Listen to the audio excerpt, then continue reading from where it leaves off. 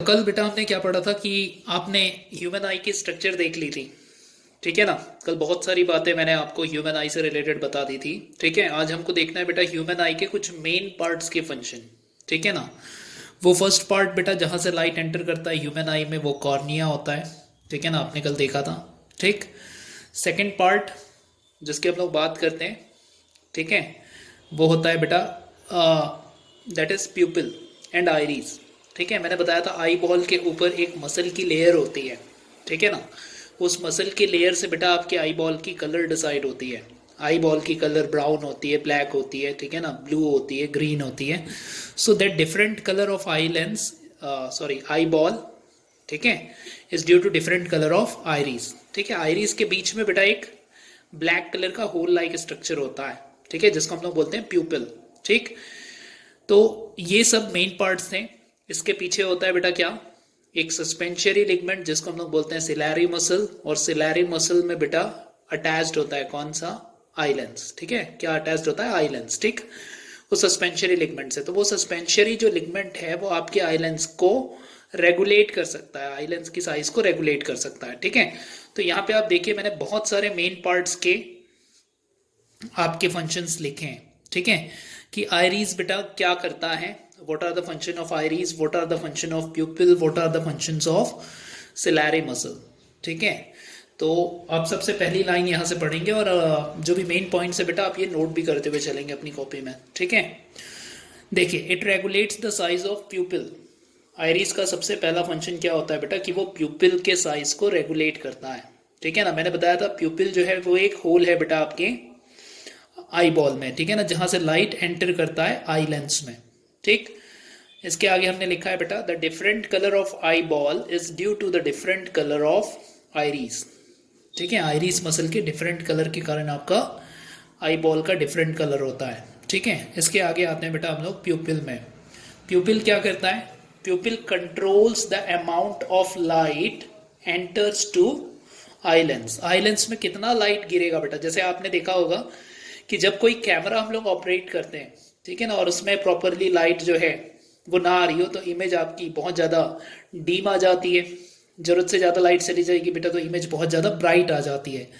तो आप जब भी किसी कैमरे को देखते हो तो आप हमेशा लाइट को एडजस्ट करते हो ताकि लाइट एक सफिशिएंट अमाउंट पे ही लेंसेज पे गिरे और आपकी इमेज जो है वो क्लियर हो।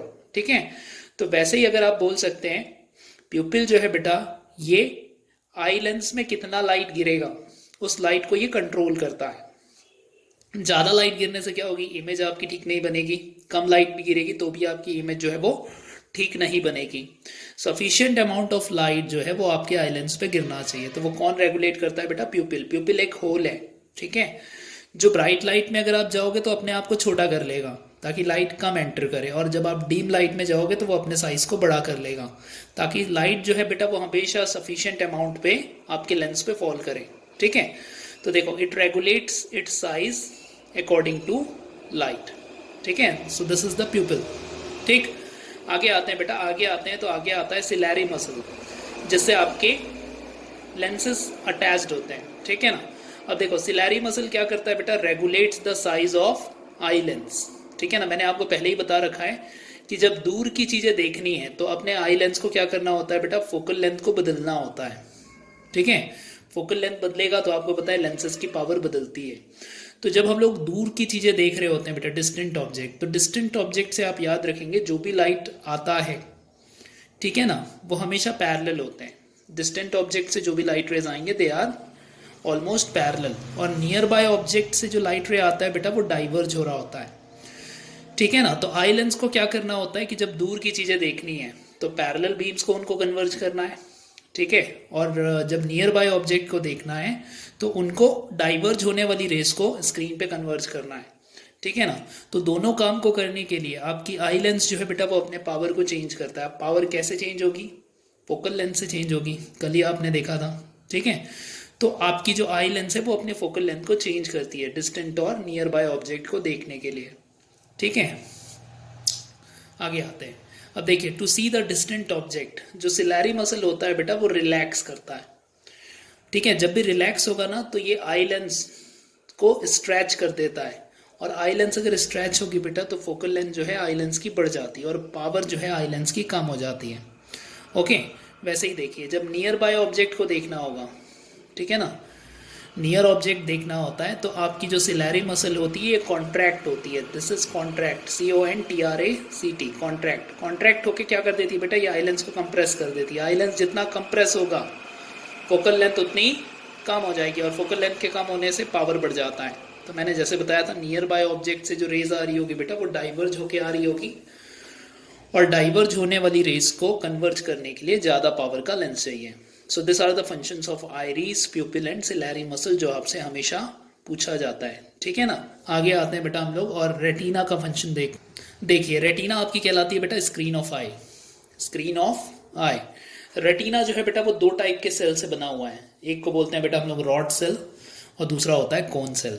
इनको रॉड और कोन सेल बोलने का पर्पस, ठीक है, केवल इतना है बेटा क्योंकि इनके सेल का शेप, रॉड सेल का शेप रॉड शेप का होगा और कोन सेल का shape in the shape of cone होता है। कोन और रॉड कैसा होता है आप बहुत अच्छे से जानते हो, ठीक है। अब देखो बेटा ये दो सेल से आपकी स्क्रीन बनी होती है। स्क्रीन ऑफ आई जिसको हम लोग रेटिना बोलते हैं ये दो सेल से बना होता है। अब ये दोनों सेल्स के ना अलग अलग फंक्शन है, रॉड सेल के और कोन सेल के। रॉड सेल जो होता है ये रिस्पॉन्सिबल होता है बेटा to sense the dim light. अगर मुझे डीम लाइट देखना है तो रॉड सेल चाहिए, ठीक है। और अगर आपको ब्राइट लाइट देखनी है और एज वेल एज कलर का सेंसेशन करना है, ठीक है ना, तो ये काम होता है कोन सेल का, ठीक। कभी कभी क्या होता है कि कोई पर्सन ऐसा होता है बेटा जिसको कलर ब्लाइंडनेस होता है। कलर ब्लाइंडनेस मतलब उसको एक पर्टिकुलर कलर जो है वो विजिबल नहीं होता है, ठीक है। The reason behind this is उसकी आंखों में उस पर्टिकुलर कलर की कोन सेल एब्सेंट होती है, ठीक है ना। तो हर कलर को सेंस करने के लिए एक स्पेसिफिक कोन सेल होता है। अब अगर किसी भी कलर की कोन सेल उसके रेटिना में प्रेजेंट नहीं है तो उसको वो कलर सेंस नहीं होगा, ठीक है। अब बोलोगे सर रॉड सेल क्या करता है, तो बेटा रॉड सेल सेंस करता है डीम लाइट में, ठीक है। मान लीजिए आप इवनिंग का टाइम है जब लाइट बहुत कम है बेटा, ठीक है ना। इवनिंग में आप क्या कर रहे हो, ट्रैवल कर रहे हो रोड साइड से और रोड साइड से आपके पास से कोई अगर कार निकलती है, ठीक है ना, तो आप उस कार की स्पेसिफिक कलर डिफाइन नहीं कर पाओगे, ठीक है।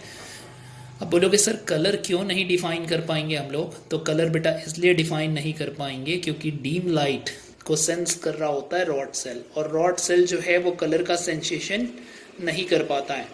और अगर कलर का सेंसेशन नहीं होगा तो चीज़ें आपको कैसे दिखेंगी बेटा, ब्लैक एंड वाइट दिखेंगी, ठीक है। तो जब कोई डीम लाइट हो और डीम लाइट में आप किसी ऑब्जेक्ट को देखेंगे तो फिर कलर का सेंसेशन नहीं होता है।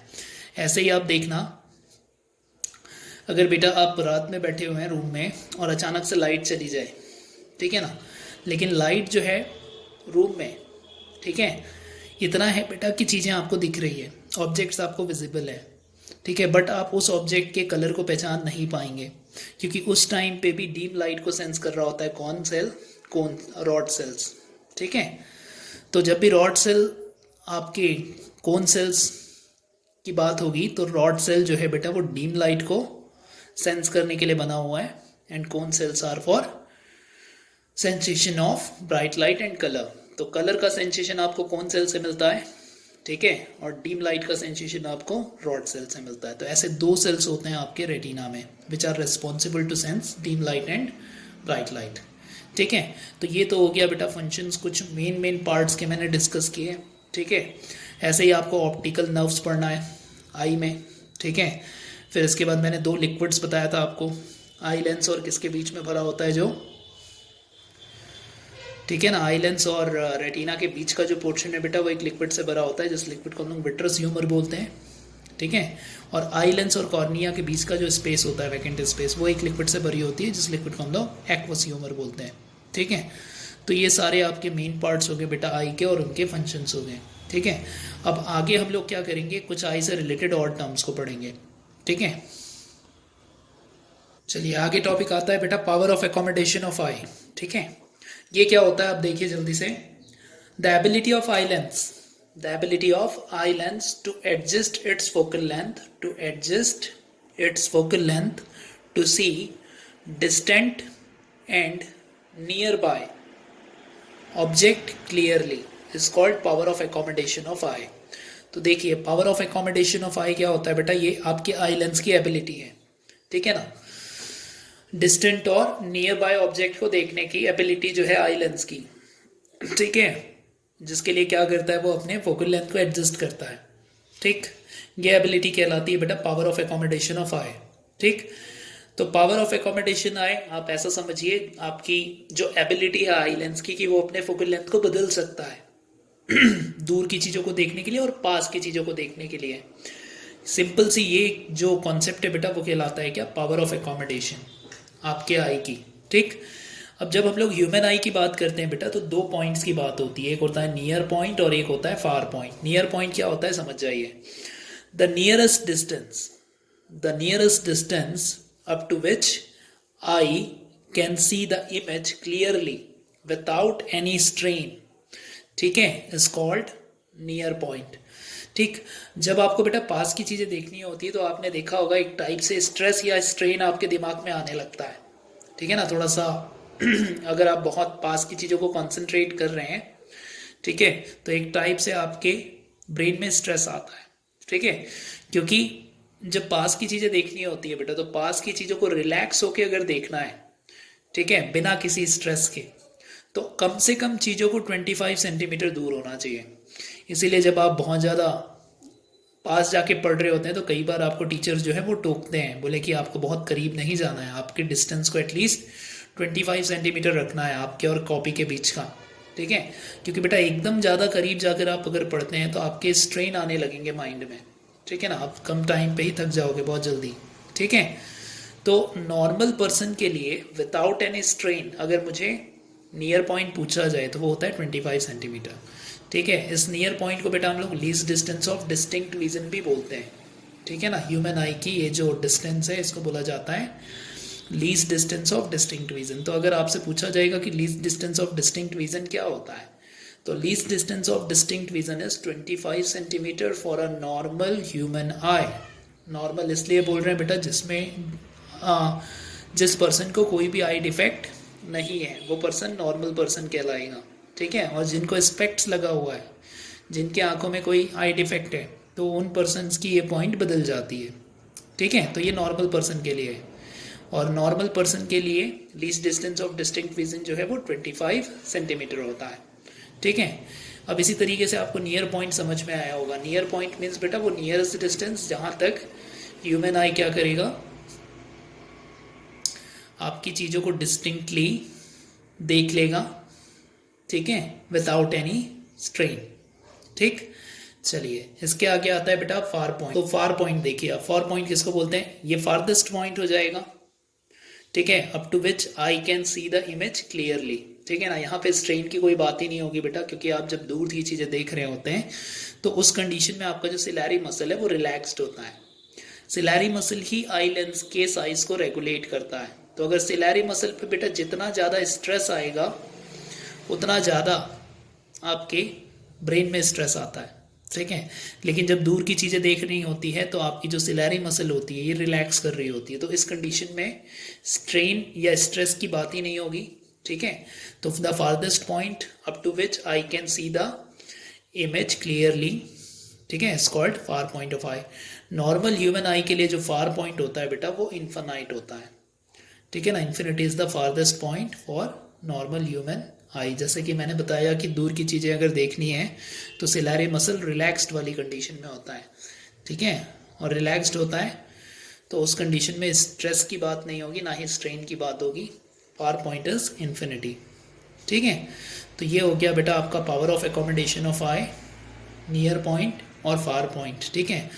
आपको वीडियो फ्रीज कर करके या आपको वीडियोस को रोक करके बेटा ये सारे नोट्स अपनी कॉपी में लिखने हैं, ठीक है। तो आपको लगेगा कि ये 20 से 25 मिनट की क्लास है, लेकिन आपको लिखने में करीब आधे से 1 घंटे लगने वाले हैं, ठीक है। तो आपको पूरा वीडियो तो देखना ही देखना है और सब पूरे नोट्स को लिखना भी है। ये सारी चीज़ें आपको कॉपी में कंप्लीट करके रखनी है, ठीक है। इसके आगे आने वाली क्लास में बेटा जो मैं आपके लिए आई डिफेक्ट्स जो है वो एक्सप्लेन करूँगा, ठीक है ना। कल वल की क्लास हम लोग कर लेंगे, ठीक है ना। अगर कल मेरे को टाइम मिलता है तो मैं बिल्कुल आपको बताऊंगा, अपडेट करूंगा कि हम लोग क्लास कर सकते हैं, ठीक है। तो जल्द ही बेटा ये चैप्टर आपका कंप्लीट हो जाएगा, ठीक, ये चैप्टर कंप्लीट होता है तो फिर एक लास्ट चैप्टर आपका बाकी रहेगा। ठीक है, तो इतना आप करके रखिए। आज की क्लास में इसलिए इस तरीके से ले रहा हूँ क्योंकि मुझे प्रैक्टिकल कराने हैं बेटा क्लास 12th के। ठीक है, तो 10 o'clock से ना जो आपका क्लास ड्यूरेशन है उसमें मेरा प्रैक्टिकल है। ठीक है ना, वहाँ पे 12th का। तो आज आप ये इतना क्लास कर लो, ठीक है, यूट्यूब से। और फिर कल की क्लास जो है हम लोग एज अ रेगुलर क्लास करेंगे। ठीक है, तो आज का दिन आपका मिस भी नहीं होगा और सिलेबस भी ठीक तरीके से आगे बढ़ता रहेगा। चलिए, तो फिर इतना कंप्लीट करके रखिए आप।